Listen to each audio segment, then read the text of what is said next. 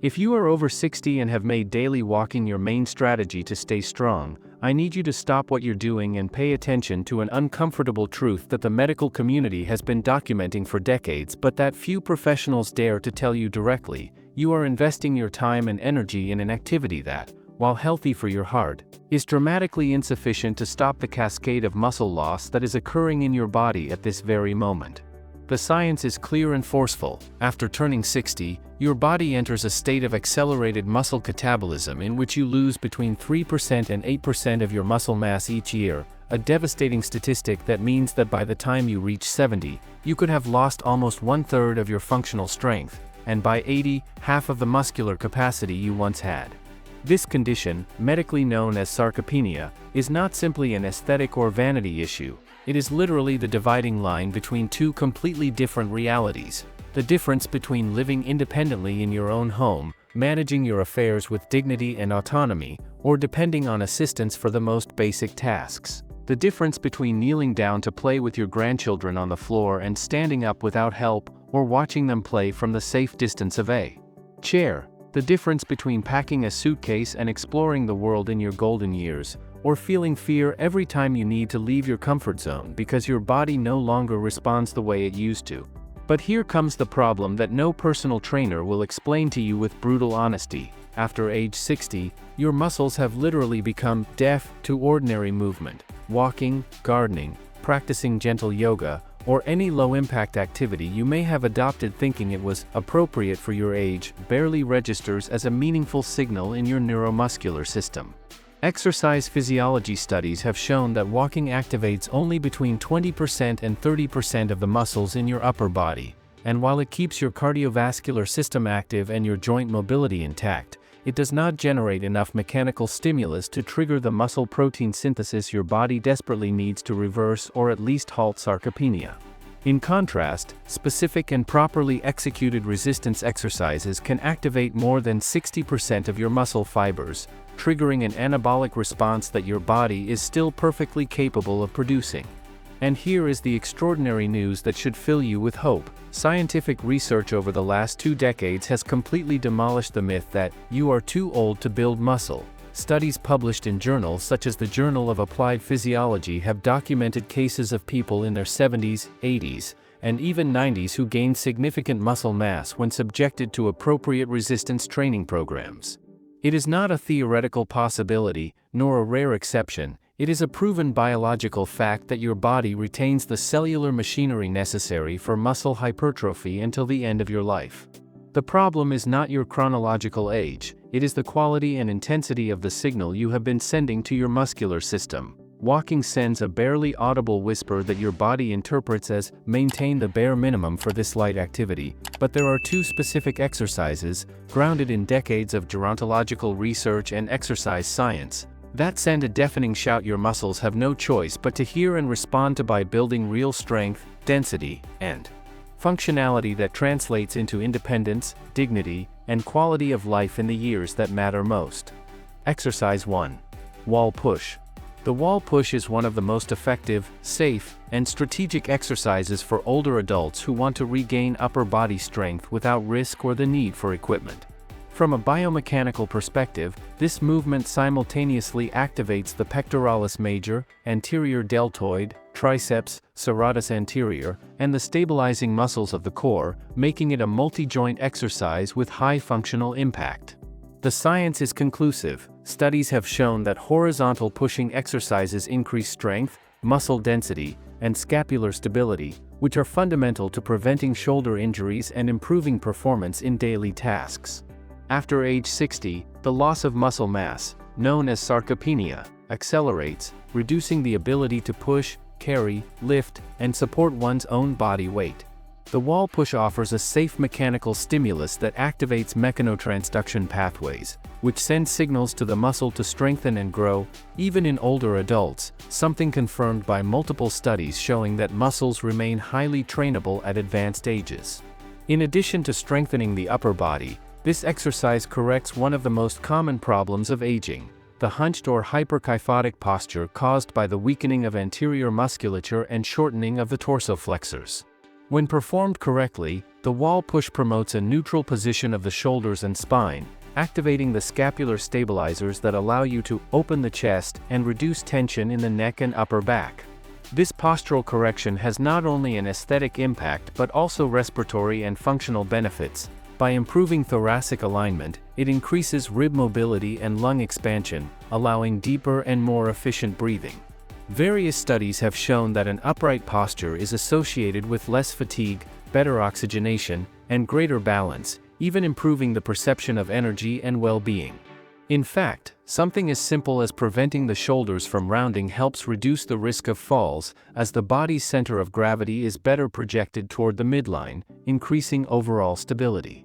Finally, the wall push has a direct transfer to real life, what in training is called functional strength.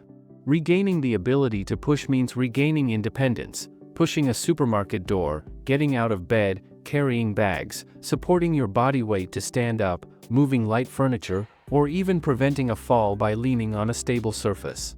This exercise, by working strength, posture, breathing, and core stability, becomes an essential tool for older adults to stay strong, safe, and autonomous within their homes and environments.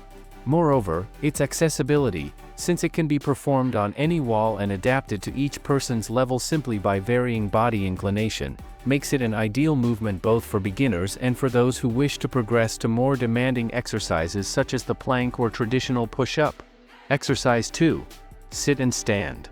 The sit and stand exercise from a chair is considered by physiotherapists, gerontologists, and longevity specialists to be the most important functional movement after age 60, because it reproduces the basic action that determines whether a person can live independently or not, standing up without assistance. In fact, this gesture is used clinically in standardized tests such as the 30-second chair stand test or the 5-time sit-to-stand test, which can predict future mobility, risk of disability, frailty, functional life expectancy, and even mortality related to falls and physical decline. The explanation is simple. To rise from a chair, the body needs strong activation of the quadriceps, glutes, hamstrings, calves, and deep core stabilizers, the largest and most metabolically active muscles in the body. They are the same muscles you need to walk, climb stairs, get out of bed, use the bathroom, or avoid a fall. With aging, sarcopenia, loss of muscle mass, and dynapenia, loss of strength, progress between 1% and 3% per year after age 60, and much faster without strength training. This movement is one of the most complete stimuli to slow that deterioration because it replicates a real-life activity, forcing the nervous system, joints, and muscles to work in coordination. In physiological terms, each repetition sends a mechanotransduction signal that activates muscle protein synthesis, keeping motor units alive and helping preserve muscle mass even in adults over 80 and 90 years old, something widely demonstrated in the scientific literature on strength and healthy aging. But the most powerful aspect of the sit-to-stand is not just strength, but its impact on fall prevention, the #1 enemy of independence in old age. Falls are the leading cause of serious injury in older adults and are associated with hip fractures, prolonged hospitalizations, accelerated dependency, and loss of autonomy. The World Health Organization warns that the risk of falling skyrockets when older adults lose leg strength, balance reflexes, and hip stability. This exercise combats those three variables simultaneously. Studies published in journals such as the Journal of Geriatric Physical Therapy have shown that integrating the sit-to-stand 3 to 5 times a week improves walking speed, dynamic balance, the ability to react to stumbles, and leg strength, reducing fall risk by significant percentages. On a neurological level, this movement strengthens essential motor patterns such as hip extension and gluteus medius activation, both key to preventing the body from losing verticality. On a cardiovascular level, repeating this gesture in a controlled manner slightly raises heart rate, functioning as a moderate aerobic stimulus that improves endurance without impacting the joints. And most importantly, the stronger the leg muscles, the more stable the posture and the greater the body's ability to react quickly if balance is lost, which in practice means fewer falls, less fear of movement, and more freedom to walk, travel, or simply live without feeling fragile. However, the most transformative benefit of the sit-to-stand is emotional, psychological, and functional, This exercise restores autonomy, dignity, and confidence in one's own body, 3 pillars that determine quality of life in old age. Being able to stand up without using your hands, without asking for help, without feeling insecure, is a silent symbol of independence. It means being able to go to the bathroom without assistance, get out of bed each morning without fear, stand up from a chair in a restaurant, welcome guests, care for your grandchildren, travel, or simply live without depending on others for the most basic actions. Moreover, this exercise is accessible at any level. It can be done with a higher chair, with partial support, with a pause between repetitions, or, as strength improves, with added weight or without touching the seat to increase difficulty. Each session strengthens the muscles but also strengthens self-esteem, motivation, and the perception of capability. And that matters, because independence is not lost overnight. It's lost when we stop using our muscles, when we stop standing up effortlessly, when we normalize weakness. That's why turning the sit to stand into a weekly habit is much more than training. It is an act of self-love, a clear message to the body that says, I'm still here, still strong, still capable. Those who keep their legs strong, keep their life in motion. And those who keep moving, keep their freedom. This is much more than exercising. It is defending your physical, mental, and emotional independence in a stage of life where mobility means everything. Being able to stand up without using your arms, walk steadily and without fear, carry your groceries, push a heavy door, or play with your grandchildren without losing your breath is not just muscular strength, it is autonomy, dignity, and neuromuscular health at its highest level. Decades of research in gerontology have confirmed that functional mobility is the #1 predictor of long-term independence, even more than weight, genetics, or blood pressure. Maintaining your ability to stand up, walk with proper biomechanics, and support your own body against gravity preserves musculoskeletal function, protects the joints, maintains balance, and reduces the risk of falls by up to 40%, according to scientific literature. In addition, regular movement activates neuroplasticity, strengthening the connections between the brain and muscles, what is known as the motor unit, allowing you to react more quickly to stumbles, uneven ground, or brief losses of balance. That is the difference between falling or staying upright. And when you can move safely, your world expands. You go out more, socialize more, breathe better, sleep better, think more clearly, and feel more alive. Because the body was created to move, and every function that isn't used, the brain interprets as unnecessary and shuts down. On the other hand, when you move, you tell your system, I'm still here, I'm still capable, I'm still in control of myself. The most powerful thing is that yes, you can achieve it.